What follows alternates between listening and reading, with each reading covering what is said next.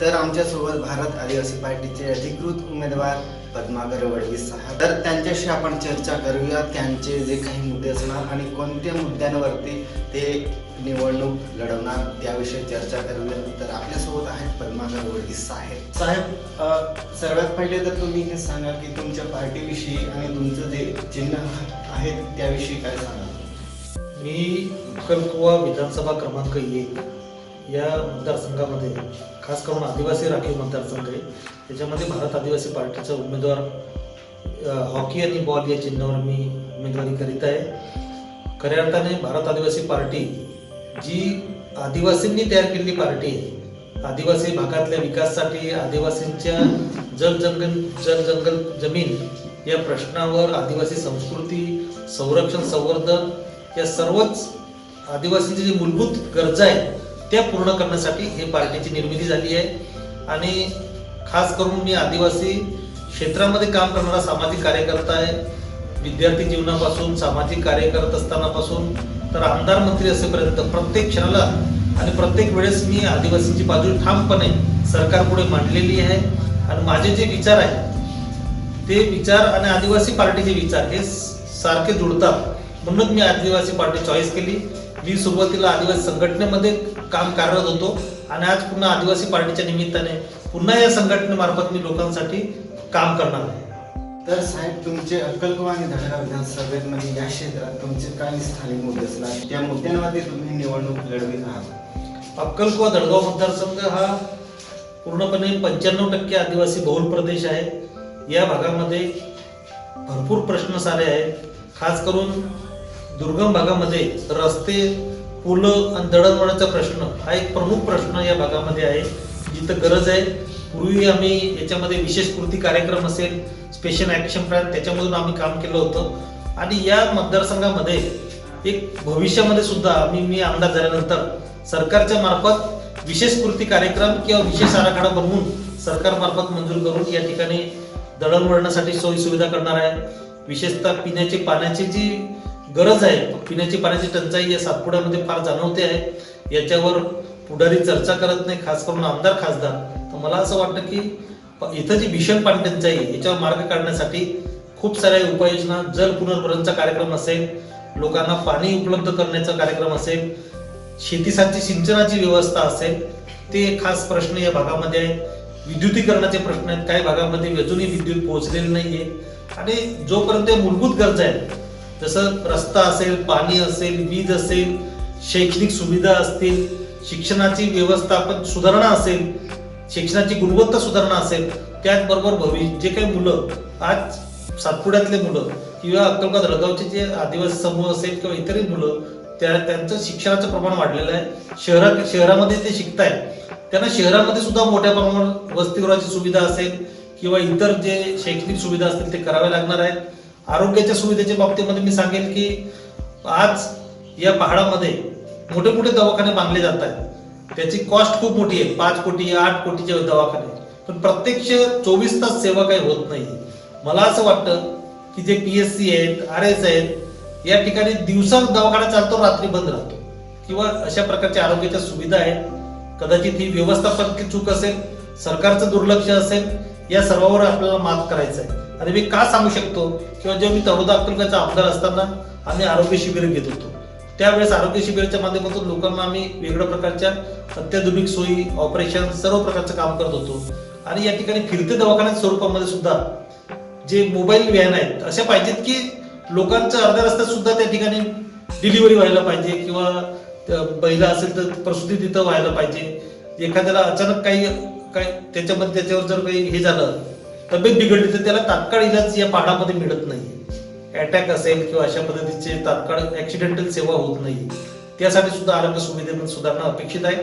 आणि आमचं मिशन आहे की जे संदर्भ सेवा आहे, आज नंदुरबार सेवा संदर्भ सेवा मिळत नाही, सुरत सेवा संदर्भ सेवा मिळत नाही, तर आपल्याला ह्या संदर्भ सेवा उपकेंद्र, आरोग्य उपकेंद्र, PSC आणि RS या सर्वांचं संदर्भ सेवा याच भागामध्ये कसं उपलब्ध होतील याच्यावर सुद्धा आपण काम करायचं. त्याच प्रकारे या भागातल्या युवकांना रोजगार असेल, रोजगाराची निर्मितीसाठीचं बाहेरून कारखान्यांना आणतात, इथले जे शेतीपूरक उद्योग आहेत त्याची इंडस्ट्री उभी करणे आणि मुलांना रोजगारोन्मुख करणं हे पण एक मिशन आहे. त्याबरोबर या भागातलं पर्यावरण संरक्षण संवर्धन फार महत्वाचं आहे. कारण या सातपुड्यातलं वैशिष्ट्य असं आहे की या भागातल्या लोकांना झाडं लावण्याची फार मोठी आवड आहे. जंगल निर्मिती, वृक्षारोपण, फळझाडं लागवड. कारण आमसूलचं जसं आंब्यापासून आमसूल, आंबे कच्चे विकू शकतात, पिकलेले विकू शकतात. महूचं सुद्धा तशा प्रकारचं प्रक्रिया उद्योग करू शकतो. इतरही जे वेगळ्या प्रकारचे शेतीचं जे काही धान्य आहे किंवा इतर आहे याच्यात प्रक्रिया उद्योग आपण करू शकतो. आणि हे प्रक्रिया उद्योग आदिवासींचेच असले पाहिजे. बाहेरची इंडस्ट्री येऊन आदिवासींचं शोषण करू शकते. त्यामुळे या भागातल्या लोकांनी, तरुणांनी जर उद्योन्मुख जर औद्योगिकरणामध्ये सहभाग घेतील तर निश्चितपणे चांगलं होईल. मला असं वाटतं सरकारचे ग्रँट्स खूप सारे आहेत पण ते इथपर्यंत पोहोचत नाही. ते आपलं सर्व पोहोचवायचं आहे. या ठिकाणचे जे वृद्ध असतील त्यांना सुद्धा सेवा पूर्णची द्यायची आहे. आणि महत्वाचं म्हणजे की आज या भागातला तरुण जो आहे, या भागातले लीडर्स जे आहेत ते जागृत आहेत. मला असं वाटतं की आमदारच सर्व काम करू शकतो असं नाही, पण या भागातले जे तरुण, या भागातले जे सर्व जे लोक आहेत, मतदार आहेत, यांना चांगल्या सक्षम उमेदवाराची गरज आहे, सक्षम आमदाराची गरज आहे. आणि ते आपण त्या पदासाठी मी पात्र आहे. कारण आमचं मागची पार्श्वभूमी, सामाजिक पार्श्वभूमी, आम्ही पदावर असताना केलेली कामं, आमदार मंत्री असताना या भागातल्या लोकांना दिलेला न्याय, निश्चितपणे या दुर्गम भागाला, या दुर्गम आदिवासी बहुल प्रदेशाला, इतर समाजाला सुद्धा सांभाळून घेऊ शकतो आम्ही. कारण माझ्या कार्यकाळामध्ये कोणत्याही प्रकारचे अशांत होईल अशा प्रकारचं वातावरण नव्हतं. सदैव लोकांना सुख, शांती आणि समृद्धी कशी लाभेल, प्रगती कशी होईल यासाठी सातत्याने मी प्रयत्न केलेला आहे. संपर्काच्या बाबतीमध्ये मी कुठेही कमी पडत नाही. माझा फोन नंबर जाहीर आहे, माझा मोबाईल नंबर जाहीर आहे आणि लोकांना मला भेटण्यासाठी कोणत्याही परवानगीची गरज लागत नाही. साहेब, इथं म्हणजे सातपुड्यात नर्मदा तापी जोड प्रकल्प बनणार आहे, त्याविषयी तुमचं काय मत आहे? आणि येथील जी जनता आहे त्यांना विस्थापित होईल त्याच्यासाठी तुमचं काय मत आहे? निश्चितपणे अक्कलकोवा धडगाव भागामध्ये जो तापी नदी जोड प्रकल्प आहे, म्हणजे तापी नर्मदा खोऱ्याचं पाणी तापी खोऱ्यात घेऊन जायचं असा हा उपक्रम आहे.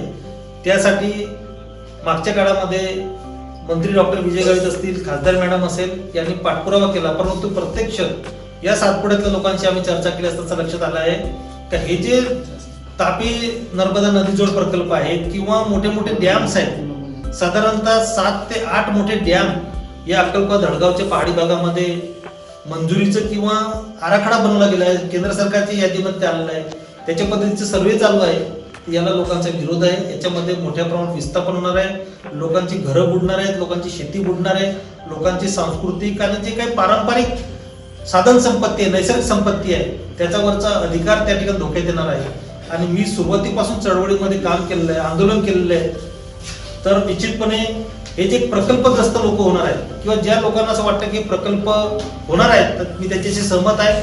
अशा जे पण व्हायला पाहिजे विकास, तो विनाश करणारा नको. प्रकल्प हे विकासासाठी पाहिजे. आणि म्हणून असे महाकाय जे मोठे प्रकल्प आहेत, हजारो कोटी टाकून त्या ठिकाणी मोठे धरणं बांधायचे, आमचं पाणी कुठेतरी शहराला द्यायचं आणि लोकांचं पाणी पडवून घेऊन जायचं, तशा प्रकारचं पाणी पडवणं किंवा हे जल जे इकडचं आहे ते जे त्याला धोका निर्माण होणार आहे, या अशा प्रकारच्या विस्थापनाला आमचा विरोध आहे. या भागामध्ये आज पिण्याचं पाणी नाही, शेतीला पाणी नाहीये, त्याचा प्रकल्प का चर्चा करत नाही? तर निश्चितपणे आमदार म्हणून आम्ही इथलं पाणी इथंच ठेवू, इथल्या लोकांचं पाणी इथल्या इथं कशा पद्धतीने छोट्या प्रकल्पाद्वारे त्यांना उपलब्ध करू, हा आमचं मिशन राहणार आहे. तर आमचं पाणी शहराकडे द्यायला आमचा पक्का विरोध आहे, विस्थापनालाही विरोध आहे. आणि अशा प्रकारे इथं डॅम बांधायचे, मोठं अभयारण्य बांधायचे, जंगलातलं बाहेरचे वाघ इथं आणून सोडायचे आणि ते वाघाद्वारे लोकांना जंगलातून बाहेर काढायचं, असं सरकारने यवतमाळ अमरावती भागामध्ये केलंय. लोकांना जंगलातून बाहेर काढलं, पुनर्वसनासाठी त्यांना पैसे दिले. मित्रांनो, पैसे असे काही टिकणारे नाहीयेत. कोणत्याही धरणातले धरणग्रस्ताला किती पण पैसे दिले तर आजपर्यंत कोणाचा विकास असं झालेला नाही, त्याचा नाशच झालेला आहे. म्हणून मला असं वाटतं की जो काही विकासाचा संकल्प असेल, छोटे धरणं असतील ते आमच्या कामासाठी असतील, आमच्या मागणीनुसार झालेले असतील, लोकांच्या मागणीनुसार झाले असेल, हे माझं मत आहे. अशा प्रकारे सरकार फक्त धरणं बांधायचे, पैसे खर्च करायचे आणि पाणी पडवून घेऊन जायचं, याला आमचा विरोध आहे. आणि अशा प्रकारचं सामाजिक शोषण, आर्थिक शोषण आणि आदिवासींची संस्कृती किंवा आदिवासींची साधन संपत्ती जर हडप करण्याचा किंवा त्याच्यावर त्याला धोका पोहोचवण्याचा कोणी प्रयत्न करत असेल, करतायत हे लोक जे कोणी पुढारी होऊन गेले आहेत. ते काही जे आमदार तिथं बोलत नाही, जे खासदार होते ते तर उलट करत राहतात. अशा प्रकारे जे आमदार खासदार आदिवासीचे विरोधी काम करतात त्यांना मतदान देता कामा नये. आदिवासी पार्टी म्हणजे आदिवासींचा आवाज आहे. जल जंगल जमीन संरक्षण संवर्धन आमचा मिशन आहे. पार्टीचं मुख्य ध्येय आहे त्याच्यामध्ये जाहीरनाम्यामध्ये की आम्ही जल जंगल जमीनचं संरक्षण करू, संस्कृती संरक्षण करू, आमची परंपरा, आमचा जो आदिवासी समाजाचं जे वैशिष्ट्य आहे त्याचं आम्ही संरक्षण करू आणि या भागातला जो विकास राहील तो आदिवासींच्या पद्धतीने होईल. आदिवासींच्या विरोधामध्ये कोणतंही काम होणार नाही यासाठी आम्ही आमदार म्हणून काम करू, उमेदवार म्हणून काम करू. विश्वास ठेवा. आम्ही सामाजिक नेतृत्व पण केले, राजकीय नेतृत्व पण केलेलं आहे आणि राजकीय नेतृत्वामध्ये ही आता संधी आहे लोकांना, मतदारांना की आपला नेता हा आपला नाश करणार आहे का विकास करणार आहे. आणि म्हणून या भागामध्ये जे काही विनाशाचे प्रकल्प राबवणारे लोक आहेत त्यांना अजिबात निवडू नका. मी लढणारा माणूस आहे. निश्चितपणे ह्या प्रकल्पांना तर आम्ही होत देणार नाही. आम्ही आंदोलनामध्ये बी सहभागी होऊ शकतो, सरकारच्या विरुद्ध बी लढू शकतो. चळवळीतले माणसं आहेत आम्ही. चळवळीतला माणूस कधी पण अनुभवी असतो. निश्चितपणे भारत आदिवासी पार्टीचा आवाज बुलंद करा असं लोकांना माझी मागणी आहे. युवकांनी सुद्धा मोठ्या ताकदीने सोशल मीडिया आपल्या तरुण मित्रांना जागृत करा, गावच्या पुढाऱ्यांना जागृत करा, आपल्या आईवडिलांना जागृत करा, चांगलं मतदान करून घ्या. भारत आदिवासी पार्टी आपला आवाज आहे, आपली शक्ती आहे, आपली पहचान आहे. आपली पहचान कायम रखो हे मेरा काम आहे. नर्मदा काठावरील जे लोक आहेत, पुनर्वसन झालेले लोक आहेत, त्यांना आतापर्यंत सातबारे भेटलेले आहेत की नाही, काय कसं आहे? त्याच्यामध्ये असं झालंय की जे सरदार सरोवर नर्मदा काठचे लोक आहेत ते तिथून उठून आले. त्यांनी त्या ठिकाणी काही त्यांचे वनपट्टे होते, वन जमिनी खेळत होते. तर त्या वन जमिनीची त्यांना त्या ठिकाणी मोबदला मिळाला नाही.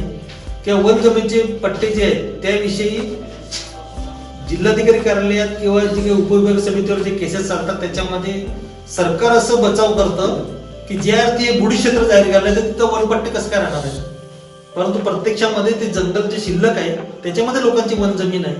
तर त्या वनपट्टी मिळवण्यासाठी आपण प्रयत्न करू.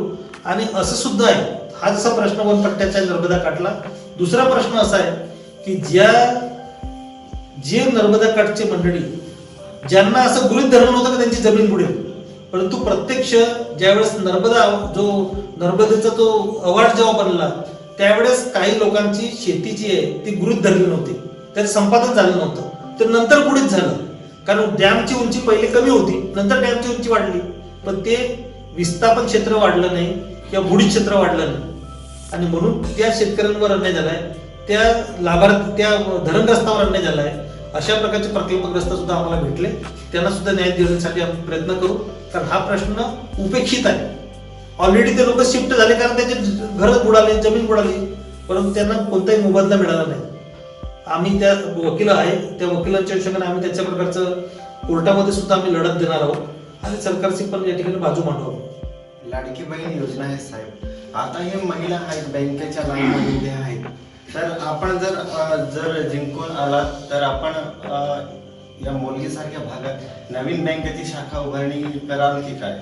निश्चितपणे बँकेचा जो प्रश्न फार महत्वाचा आहे.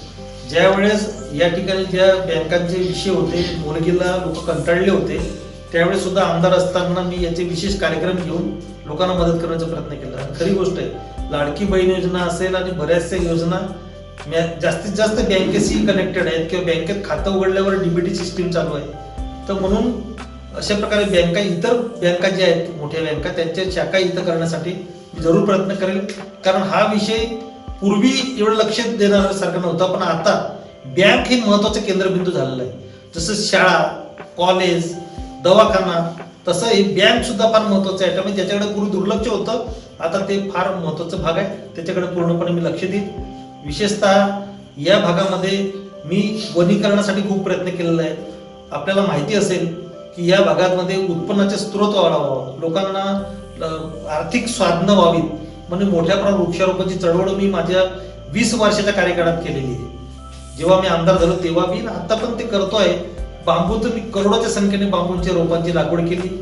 काही क्विंटोला गंती आम्ही बांबूचं बियाणं आणलं, सागाचे स्टम्प्स दिलेत, इतरही झाडं दिलेत, फळांची झाडं दिलेत. आणि म्हणून वनीकरणाचा कार्यक्रम, फळ लागवडीचा कार्यक्रम, लोकांचं साधन संपत्ती म्हणजे ही जी वृक्ष निर्माण करून, जंगल निर्मिती करून साधन संपत्ती वाढवणं, त्याच्यातून एक आर्थिक स्रोत तयार करणं आणि लोकांना आर्थिकदृष्ट्या सक्षम करणं, शेतीच्या जो पूरक उद्योगमध्ये वनीकरण कार्यक्रम, शेतीच्या पूरक उद्योगामध्ये फळ लागवड आहे, तर तो कार्यक्रम सरकारच्या योजनांमधून करू शकतो. आणि माझं ते मिशन आहे, माझा विचार पण आहे, झाडं लावा झाडं जगवा आहे फार मोठा उपक्रम मी राबवला. प्रत्यक्ष करोडोच्या संख्येने माझे झाडं लोकांकडे आहेत. आज पण मी मुलगीकडे कुठल्याही धडगावकडे कुठेही गेलो तर लोक सांगतात, साहेब तुम्ही फार झाडं दिले, बांबू दिला, सागात झाडं दिली, आंब्यात झाडं दिली. तर निश्चितपणे लोकांना एक माझी आठवण आहे, राजकारणाच्या भाषणाच्या पलीकडे मी लोकांना कृतीशील कार्यक्रम दिलेला आहे. मी तरुणांना हे सांगू इच्छितो की या भागातला जो तरुण आहे तो होतकरू तरुण आहे, कष्टाळू तरुण आहे, त्याच्यामध्ये स्वतःहून बुद्धिमत्ता आहे. आणि लहानपणापासून या भागातला जो तरुण जो होतोय, लहानपणापासून त्याची काटकवृत्ती, सातत्याने निसर्गाशी संघर्ष, सातत्याने प्रतिकूल वातावरणामध्ये तो काम करतोय. म्हणून आज मी बघतोय की पहिल्या वर्गामध्ये शिकण्यासाठी मुलगा आज 25-50 किलोमीटरच्या बाहेर शिकायला जातोय. हे शहरामध्ये शक्य होत नाही, फक्त पहाडातला माणूस पोरगा जातोय. आणि म्हणून अशा प्रकारचा जो तरुण तयार होतोय, याला कुठेतरी चांगलं शिक्षण देणं, शिक्षणाची सुविधा देणं, तो जर शहरामध्ये चांगल्या संस्थेत जात असेल तर राहण्याची व्यवस्था करणं, त्याला मार्गदर्शन करणं. आणि जे आजचे तरुण जे शिकलेले आहेत, जे रोजगाराभिमुख होत नाहीये, त्यांना रोजगार मिळत नाहीये, त्याला रोजगाराभिमुख करण्यासाठी त्याला कौशल्य विकासाचा कार्यक्रम देणे, त्याला सॉफ्ट स्किल डेव्हलपमेंट म्हणतो. की जर तो BA BEd झालाय, MAd झालाय, म्हणजे ग्रॅज्युएट आहे किंवा 10वी-12वी असेल, त्याचा जो फिलिंग, त्याच्यातला जो गॅप आहे, रोजगार मिळण्यासाठीचा जो गॅप आहे, शिक्षण आणि रोजगारचे जे याच्यातलं गॅप आहे ते भरून काढण्यासाठी त्यांना विशेष प्रशिक्षण, विशेष मार्गदर्शन आणि त्यांना संधी उपलब्ध करून देण्यासाठी मी पूर्ण प्रयत्न करेन. तसे अकॅडमी आम्ही रन करू आणि मुलांना मार्गदर्शन करू. तर या भागातले 35 वर्षाचे जे आमदार आहेत, 35 वर्ष ज्यांना झाले केसी पाडूंना, 1990 पासून तर 2024 पर्यंत ते आहेत. तर या कालावधीमध्ये या आमदार साहेबांना आमदार करण्यासाठी आम्हीच आदिवासी विद्यार्थी संघटनेमार्फत सपोर्ट करून मोठं बनवलं. पण विद्यार्थ्यांना त्यांना काय उपयोग झाला, शिक्षणासाठी ते काय करतायत, लोकांसाठी काय करतायत, आणि मुळात त्यांचा संपर्कच नसतो. ते फक्त निवडणुका येतात, गोड गोड बोलतात, निवडतात, पुन्हा पुढचे 5 वर्षात येतात. अशा प्रकारचं अकार्यक्षम नेतृत्व की आमदार लोकांना नकोय. लोक कंटाळलेले आहेत. आम्हाला सांगतात लोक भेटत गेल्यावर की बुवा साहेब आम्ही आता काँग्रेसला आम्ही वोट देत आलोय, पण आम्हाला उमेदवार नकोय, केसी पाडवी आमदार नकोय. आणि त्यामुळे लोक निश्चितपणे नवीन पर्याय शोधत होते. भाजपचे सुद्धा या ठिकाणी उमेदवार नाहीये, त्यांचा मित्र पक्षाचा शिवसेनेचा उमेदवार आहे, कोणी अपक्ष उमेदवार आहे. परंतु या सर्वांना लोक चॉईस करत नाही. या लोकांना त्यांची इच्छा नाहीये. लोकांना हे पाहिजे, बदल पाहिजे, नवीन उमेदवाराचा पर्याय पाहिजे. आता तुम्ही म्हणाल तर मी नवीन आहे का? निश्चितपणे माझा जो कार्यकाळ बघता लोकांनी मला नवीन उमेदवार म्हणून स्वीकारलेला आहे. की माझं जे कार्य आहे ते बघून लोकांनी मला पुन्हा, खास मी अक्कलकोटचा तळोद्याचा आमदार होतो, पण आता अक्कलकोट धडगावचा आमदार म्हणून मला या ठिकाणी निश्चितपणे खूप संघर्ष आहे, खूप भविष्यामधले आव्हानं आहेत. युवकांपुढचे आव्हानं असतील, आदिवासींपुढचे आव्हानं असतील, या भागातल्या औद्योगिकरणाच्या अनुषंगाने आव्हानं असतील. तर चांगल्या प्रकारचा विकास झाला पाहिजे आणि निश्चितपणे लोकांचे प्रश्न सुटले पाहिजेत. ऑलरेडी पुढारी जागृत आहेत, त्यांना फक्त साथ द्यायची गरज आहे. आणि एक साथीदार म्हणून, मित्र म्हणून मी या ठिकाणी निश्चितपणे चांगली कामगिरी करेल असा मला विश्वास आहे. आणि म्हणून मला भारत आदिवासी पार्टीने माझी सर्व पार्श्वभूमी लक्षात घेऊन, सामाजिक राजकीय पार्श्वभूमी लक्षात घेऊन, माझं शिक्षण असेल, माझे चळवळीतलं काम असेल, धनगर आरक्षणच्या बाबतीमध्ये मी सरकारच्या विरोधामध्ये भूमिका घेतली. कारण धनगर समाज जो बलाढ्य समाज आहे तो आदिवासींचं आरक्षण मागत होता. सरकार त्याचं, मुख्यमंत्री स्वतः शिंदे साहेबांनी तसं आश्वासन दिलं होतं. अशा प्रकारच्या भूमिका आहेत सरकारच्या, खास करून भाजप शिवसेना सरकारच्या ज्या भूमिका आहेत. इतरही काँग्रेस सरकारमध्ये पण काही जर अशा प्रकारच्या भूमिका आल्या, त्याला सुद्धा आम्ही त्या पक्षात असताना विरोध केलेला आहे. म्हणून पक्ष कोणता, कोणत्या पक्षात सरकार हे महत्वाचं नाहीये. शेवटी आमदार हा लढण्यासाठी लोकांचं प्रतिनिधित्व करतो. लाखो लोक आमदाराला निवडतात, लाखो लोक मोर्चा आंदोलन करू शकत नाही. म्हणून त्या ठिकाणी आमदारांना लढणं अपेक्षित आहे, आमदारांना लोकांना दिशा देणं अपेक्षित आहे. आमदारांना एक प्रकारचं, एक ज्याला आपण म्हणतो की मॉडेल, म्हणजे एक चांगल्या प्रकारचं एक ज्याला विकासाचं हे आहे आराखडा सादर करणं महत्वाचं आहे. त्या अनुषंगाने काम करणं महत्वाचं आहे. हे सर्व काम करायला निश्चितपणे आरक्षणच्या लढाईमध्ये, संविधानिक लढाईमध्ये एक चांगला लोकप्रतिनिधी म्हणून आम्ही पूर्णपणे लक्ष देऊ शकतो. निश्चितपणे मी या अक्कलकोट धडगावचे सपाटीतले मतदार असतील, पहाडी भागातले मतदार असतील, यांनी माझं जे कार्य आजपर्यंत बघितलेलं आहे त्याच्यावर विश्वास ठेवून मला या भारत आदिवासी पार्टीतर्फे हॉकी बॉलचं चिन्ह आहे या चिन्हावर मतदान करून माझा फोटो सुद्धा राहणार आहे. काही मतदारांना जर चित्र ओळखता आलं नाही तर लक्षात ठेवा, 3 नंबरवर माझं नाव आहे पद्माकर विजयसिंग वडवी. माझा फोटो राहणार आहे. त्या फोटो समोरचं बटन दाबून त्या ठिकाणी वोटिंग मशीनवर मतदान करावं. 20 नोव्हेंबरला मतदान आहे. मी प्रचारासाठी तुमच्या गावांमध्ये येणार आहे, पण कुठेतरी काही लोकांचा संपर्क होऊ शकला किंवा नाही, काही भेटलो नाही, पण कार्यकर्त्यांनी, त्या गावच्या पुढाऱ्यांनी, विद्यार्थ्यांनी, शिक्षित लोकांनी, जागृत लोकांनी जागृत होऊन मला मतदान करावं. त्यांनी विधानसभेमध्ये मला आपल्या लोकांचे नेतृत्व करायला प्रतिनिधित्व करायला संधी द्यावी, अशा प्रकारची मी जाहीर विनंती करतो. तर हे होते आमच्यासोबत माजी मंत्री पद्माकर वडवी साहेब. धन्यवाद साहेब. धन्यवाद.